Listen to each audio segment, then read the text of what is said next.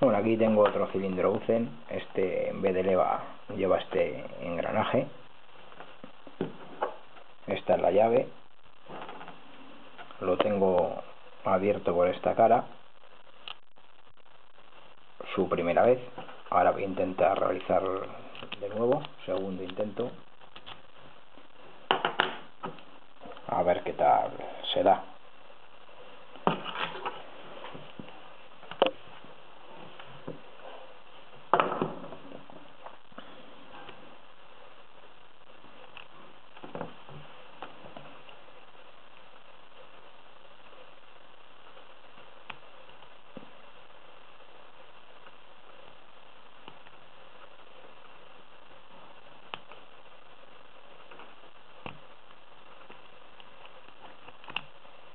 Ahí ha dado falso colocado